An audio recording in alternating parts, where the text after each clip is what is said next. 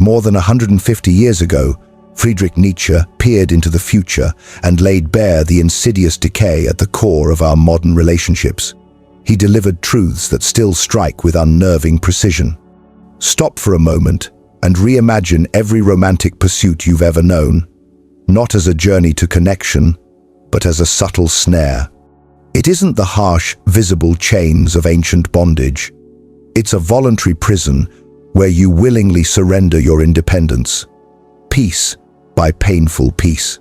In this dynamic, those simple words, "I love you," are often reduced to nothing more than a receipt for traded emotional effort. Nietzsche brilliantly pinpointed this phenomenon. The will to power slipping into the connection disguised as simple tenderness. Once you truly grasp this chilling reality, the entire glossy illusion of modern romance collapses, revealing the festering wound underneath, much like forcefully tearing away a bandage to expose a concealed, deeper harm. You have been fed a profound falsehood. This ubiquitous notion that love is an equal, harmonious partnership, two perfect spirits blending in flawless unity. It is entirely invented.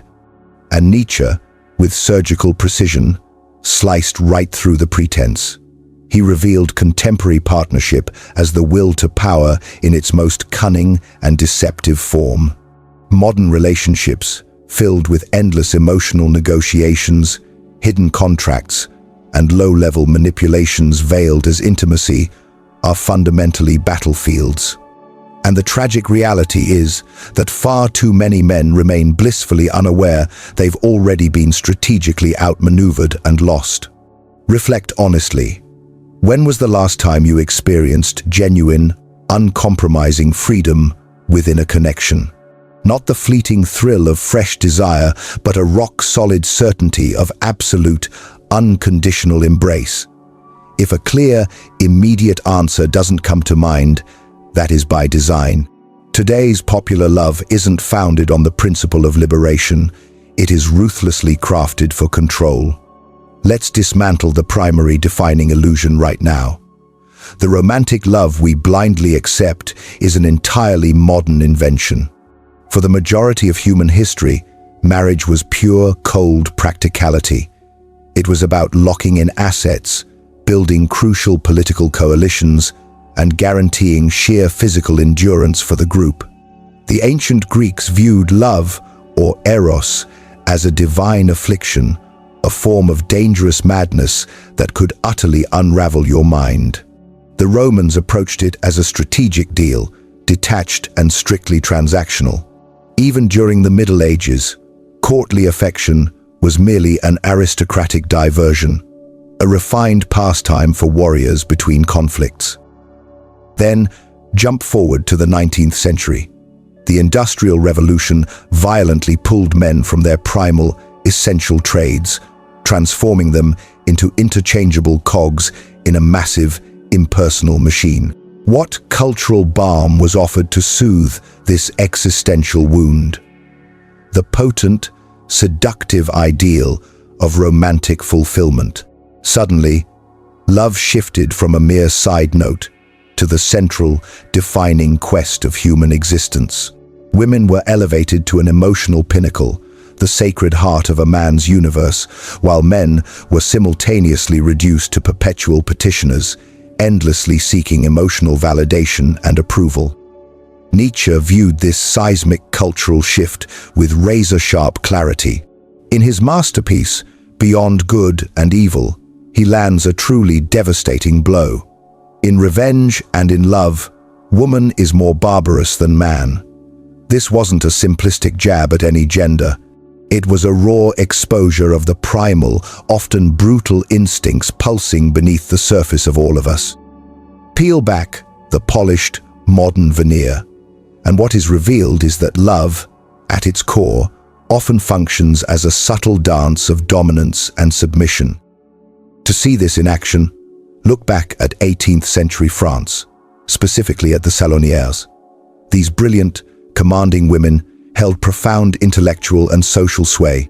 Giants of thought like Rousseau and Voltaire didn't just admire them, they were utterly captivated, often scribbling desperate, pleading letters just to win a sliver of their favor. Think about that. These titans of philosophy, who were literally reshaping Western thought, would willingly kneel before the women who dictated their social and emotional worth. Does this sound familiar? It should. Trade those historical salons for the brutal digital gauntlet of Tinder, Instagram, and the silent, crushing expectations men must now navigate just to prove their value. The requirement is a near impossible tightrope walk. You must be captivating without seeming needy, hugely successful without boasting, and perfectly vulnerable without ever truly breaking. The rules are elusive, constantly shifting, and demonstrably stacked against you from the outset. Nietzsche absolutely despised the herd mentality that compels us to chase society's toxic script, and nowhere is this poison more lethal than in modern dating dynamics. Picture this painfully common scenario. You meet someone, the chemistry ignites, and the connection quickly deepens. Then, almost imperceptibly, you begin to reshape yourself to fit her frame. You subtly soften your professional ambition to avoid intimidating her. You chuckle at her weak jokes, and you swallow genuine frustrations whole. Why do we do this? Because we have collectively bought into the pernicious lie that love requires sacrifice, that true connection necessitates shrinking your own flame. But Nietzsche would call that an unforgivable betrayal of your core essence. In Thus Spoke Zarathustra, he makes a powerful, unambiguous demand. You must become resolute. You must be unyielding with yourself, not in cruelty, but by refusing to shrink your essence just to be wanted. Most men miss this critical distinction entirely, spending years chasing empty approval that they tragically mistake for true intimacy, only to wake up fundamentally hollow. This isn't a rejection of love itself, it's a fiercely loud call to redefine it. Nietzsche's profound solution lies in the concept of the Übermensch, the self-crafted soul who is capable of loving from a place of unshakable strength, not a desperate, crippling need. But reaching that state demands a courageous descent into your own deepest shadows. We've all been fed the same saccharine fairy tale. Love is built on pure mutual respect, a perfect partnership where two souls effortlessly fuse in seamless harmony. But Nietzsche ruthlessly tore through that polished veneer, exposing the gritty truth. Love is not a fair trade between equals. It is often a fierce, primal struggle for control. At the very core of this clash lies the most toxic myth ever sold to women, a belief that systematically dooms relationships from the very first flicker of attraction. Every ambitious man feels that relentless, maddening tug. No matter how much you hustle, succeed, or grow, achieving true, deep-seated validation feels like chasing a mirage that relentlessly slips away. You relentlessly grind at your career, you sculpt your physique, you sharpen your intellect, yet the finish line for emotional satisfaction perpetually moves. What is the fundamental mechanism behind this? Women have been powerfully conditioned to believe in a fantasy, that true, authentic love should flow to them freely, with absolutely no strings attached. But dig deeper. Love has always carried conditions rooted in our primal biology, our shared history, and our rawest, non-negotiable human drives. Nietzsche hit the mark perfectly in The Gay Science. The extent and nature of a man's sexuality reaches up to the summit of his spirit. In plain terms for a modern audience, this means that desire is inextricably tied to value, to the uncompromising worth you are capable of laying on the table. The ancient Spartans understood this primal truth instinctively. Their women didn't coddle the weak, they actively mocked warriors who dared to falter in battle. The Vikings certainly didn't win hearts with soft promises or sentimental ballads. They claimed them through sheer, undeniable might, carving their legends in blood and fire. Contrast that with today. Modern men are constantly pushed to prove their worth through a series of exhausting emotional acrobatics, endless reassurance, rehearsed vulnerability on demand, and outright groveling for acceptance. Meanwhile, a pervasive cultural narrative tells women they are entitled to unwavering devotion simply for existing. Here is a story that will undoubtedly hit hard, because it is the story of nearly every good man. He meets a captivating woman, sharp, magnetic, the full package. He dives in deep, immediately rearranging his life to fit her orbit. He starts skipping crucial workouts for late-night chats. He strategically silences his genuine opinions to avoid even minor conflict. And he showers her with excessive gestures designed solely to prove his commitment. Slowly, his inner confidence begins to crumble. Her approval starts overriding his deepest instincts, and the paralyzing fear of losing her becomes his sole, desperate guide. Then, one day, she leaves. The stated reason doesn't matter. It's never the surface-level excuse. It is always the power imbalance that was unconsciously woven into the dynamic from the very beginning. By placing her on a dizzying pedestal, he irrevocably surrendered control. She became the omniscient judge, and he became the perpetual, nervous beggar. That was never love. It was a devastating psychological trap. Nietzsche recognized this precise dynamic as slave morality at work, where the psychologically weaker party cunningly turned the tables, wielding inverted virtues to tame the inherently strong. A man's deepest drives, his ambition, his edge, his raw, unbridled instincts, are systematically branded as toxic flaws to be forcefully reined in. Simultaneously, a woman's natural, powerful draw to superior partners, which psychologists clinically define as hypergamy, is sanitarily dressed up as mere knowing her worth. This imbalance isn't random. It's a deliberate cultural design, skewing the balance to keep the entire relational system stacked and dysfunctional. Look back at 12th century Europe. The famous courts of love weren't just places for romantic poetry. They were very real tribunals, where noble women sat as literal judges of men's worthiness in romance. A knight couldn't simply wield a blade. He had to craft flawless sonnets, endure absurd and unnecessary trials, and prove unrelenting, subservient devotion. The inevitable result? Entire generations of capable warriors wasted their prime chasing performative courtship instead of pursuing real, foundational victories. Fast forward to the present.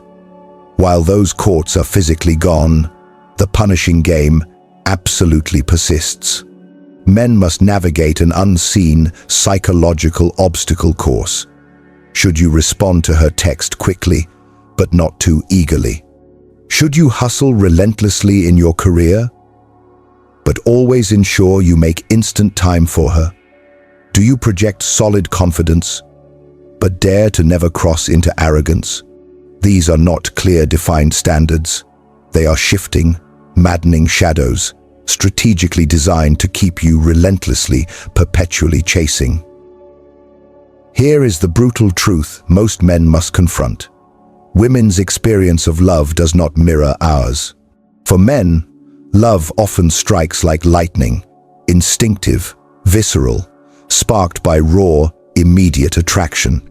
For women, it is, at its deepest core, a calculated assessment, conditional, and inextricably tied to the tangible value you demonstrably bring to the table. This is not cynicism.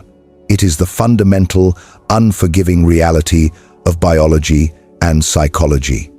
Studies confirm this chilling finding. Women literally rate the exact same man as significantly more desirable when he is presented as a high-status professional versus a working-class guy. Their brains genuinely rewire attraction based on cues of power, provision, and societal standing. Nietzsche spoke this truth plainly in The Gay Science. Woman's love involves injustice and blindness against everything that she does not love. In other words, it is not fair or conventionally logical. It is a selective, visceral surrender to the man who proves his worth through undeniable strength, not brute force, but the power of his self-mastery. So, where do you stand in this fierce dynamic?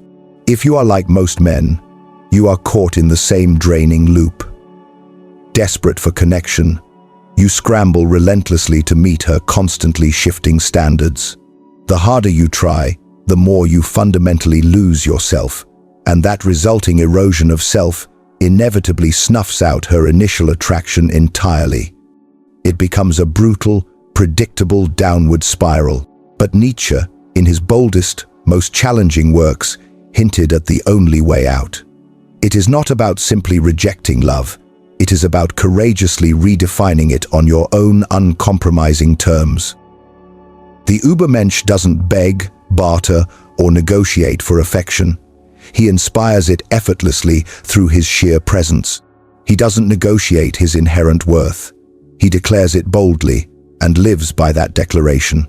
Most critically, he does not fear her leaving because he grasps a fundamental, unforgiving truth. No woman can possibly value a man more than he first values himself. This is not manipulation. It is the absolute reclamation of your deepest sovereignty. Deep within, every woman burns a fundamental, primal hunger that no amount of flowers, no sweet words, and no late-night texts can ever satisfy. It is a hunger that is rawer than simple romance, fiercer than sentimental promises, and infinitely more unsettling than most modern men dare to confront. Nietzsche caught only glimpses of this volatility when he wrote in "Thus Spoke Zarathustra." Woman wants to be taken and accepted as a possession, wants to be absorbed into the concept of possession. Even his fearless words stopped short of fully exposing this truth. Because it is inherently volatile, clashes violently with modern egalitarian ideals, and fundamentally threatens the fragile, comforting stories we all hold so tightly. You have been sold a crushing lie, one that slowly chips away at your spirit. Society constantly hammers home this deadly script. Be kind, be dependable, be perpetually, emotionally open, and she will repay you with unwavering loyalty. The promise is that if you pour out selflessness, show unrelenting commitment, and smooth all your rough edges, her love will dutifully follow. Yet, history stands ready to brutally mock this fantasy. Look at Giacomo Casanova, not the sanitized, glamorized seducer of Hollywood film, but the real man, a criminal, a trickster, a genuine heartbreaker who abandoned lovers without a second thought. Yet, he was revered in his time. Why? Because he instinctively understood a forbidden truth. Women do not inherently crave steady, predictable providers. They are magnetically drawn to bold, unapologetic conquerors.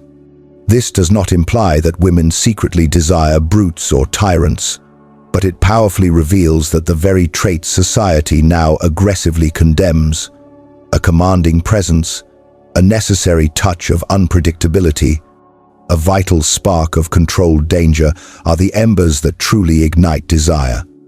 Our modern world has systematically tamed men's spirits. In ancient Sparta, a warrior deemed too weak or fearful for battle was literally denied the right to marry. Viking sagas exclusively celebrate men like Sigurd, who won hearts by slaying fearsome monsters and claiming vast treasures, not with gentle, affirming words.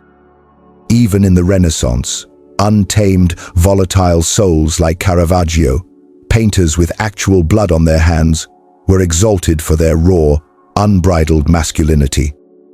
Compare that historical reality to today. Speak your unfiltered, difficult mind, and you are immediately labeled toxic. Pursue your ambitions unapologetically, and you are called selfish. Stand firm in your identity instead of begging for her affection, and you are immediately pushed away. The tragic result of this cultural pressure? A pervasive, debilitating crisis of hollowed-out manhood. Nietzsche foresaw this cultural decay with startling accuracy. The surest way to corrupt a youth is to instruct him to hold in higher esteem those who think alike than those who think differently. In other words, men today are systematically trained to chase effortless approval over genuine, difficult greatness. Nothing fundamentally kills attraction faster than witnessing a man who values societal acceptance over his own authentic, unfiltered self. So, if it's not mere money, or surface-level looks, or charm, what truly stirs women at their deepest, most primal core? It is a potent jolt of awe. This is not the lazy, simplistic misreading of fear of physical harm. It is the vital unease of potential loss, the magnetic pull of the unsettling unknown, the stark, compelling chance that he might simply walk away without a moment's hesitation. That is the absolute pitfall for the eternal nice guy. He meticulously erases all traces of that crucial, necessary tension. He signals total reliability from the outset, surrenders his boundaries without resistance, and wraps his entire being in predictable comfort. That suffocating safety, it immediately snuffs out the spark of desire. Science confirms this brutal reality. In studies where women evaluated male profiles split between dependable caregivers and enigmatic rogues, the unpredictable ones consistently ranked higher in fundamental appeal despite possessing identical looks and status. Nietzsche put it bluntly and perfectly. Whatever is done out of love always occurs beyond good and evil. True desire fiercely defies moral scorekeeping. It thrives in tension, in calculated risk, and in the magnetic pull of the chase itself. History reveals a harsh, undeniable truth about societal roles. The bold, daring few are the ones who ultimately write the stories, but the dutiful, compliant majority are the ones who simply build the world. The great, mysterious pyramids rose from the backbreaking toil of nameless laborers. The towering, magnificent cathedrals were shaped by countless forgotten craftsmen. Our modern world continues to run on the weary backs of men who trade their raw fire and essential instincts for one shaky, comforting promise. Work tirelessly, show unending kindness, and love will somehow magically appear. Yet, fundamentally, women are not deeply drawn to the builders.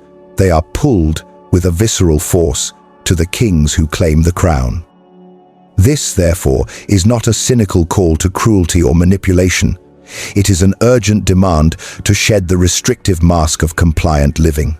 Far too many men drift through life deliberately watered down, stifling their powerful instincts, softening their core beliefs, and swallowing their true desires, all to avoid unsettling the delicate, fragile balance of our over-refined modern age. But that weak, carefully constructed performance does not ignite profound loyalty. It breeds subtle disdain. Nietzsche's ultimate answer lies in fierce self-possession. Embrace your unfiltered, essential core. Not the weak mold society forces on you, not the impossible ideal women claim they want, but the raw, uncompromised spark that burns within. The man who stands absolutely firm, completely unmoved by the approval or rejection of others, that is the mystery mastered by history's greatest lovers. Casanova did not beg for affection, he captivated with his presence. Don Juan did not negotiate his desires, he seized what he wanted. Even Romeo, beneath his poetic, youthful sheen, defied two entire empires for his unrelenting, absolute passion. Here is the painful, unavoidable truth. If you have spent years slavishly following society's relationship script, prioritizing her needs, burying your internal frustrations, choking down your genuine pride, you will eventually grow intensely resentful toward her. This resentment won't stem from any malicious intent on her part, but purely from your own continuous self-betrayal. That slow, creeping bitterness will inevitably poison whatever fragile connection is left. Nietzsche issued the ultimate warning: whoever fights with monsters might take care lest he thereby become a monster. The true tragedy is that most men never actually face mythical external monsters. They become one internally, not through overt cruelty, but through a lifetime of silent, soul-destroying betrayals of their own vital essence. What, then, is the uncompromising solution? Stop chasing love, call it forth instead. This is not about becoming a tyrant or a harsh manipulator. It is about relentlessly crafting a self so unyielding and complete that it simply cannot be bound or defined by external validation. The Übermensch does not beg for affection. He fundamentally commands it through the mastery of his own inner fire and ambition. Here is the strategic roadmap for this transformation. First, reclaim your sovereignty. Most men exist as mere marionettes, dangling on external signals, approvals, and validations. The Übermensch acts. He carves his own independent path without waiting for her or anyone else's permission, asserting his unchangeable value from the very start. Second, confront the stark truth. Women do not inherently treasure the men they can easily control. They are drawn to and admire those who relentlessly captain their own destiny. That is the timeless, magnetic allure of the renegade, not for his cruelty, but for his unbreakable will. Third, reverse the direction of your gaze. Most men endlessly chase after validation. The Übermensch effortlessly draws others in. He does not frantically seek external validation. He becomes the unmoving measure that others naturally strive to meet. If you have spent years diligently playing the nice guy, absorbing this truth feels like a genuine gut punch. Society taught you that kindness alone wins hearts, that fairness always prevails, and that love is a simple, equitable exchange of goodwill. But Nietzsche saw through the entire facade. One must still have chaos in oneself to be able to give birth to a dancing star. That inner storm you must confront. It is the violent breaking of the artificial, constraining mask you were forced to wear. The shining, inevitable result? The authentic, powerful, true self you were meant to set free. This is not a malicious plot against women. It is a spiritual rise above the trap of desperately needing their approval to exist. The Übermensch does not chase love from a paralyzing place of lack or need. He radiates it from a deep, overflowing well of inner strength. Reach that philosophical and psychological summit, and the change is seismic. Women no longer define your worth. They can only marvel at its unstoppable unfolding. That is Nietzsche's ultimate vision for connection, not control, not strategies, but the sheer, potent force of pure self-mastery. The choice is clear. Will you hold fast to begging for fleeting, conditional affection, or will you rise as the foundational force that summons devotion effortlessly?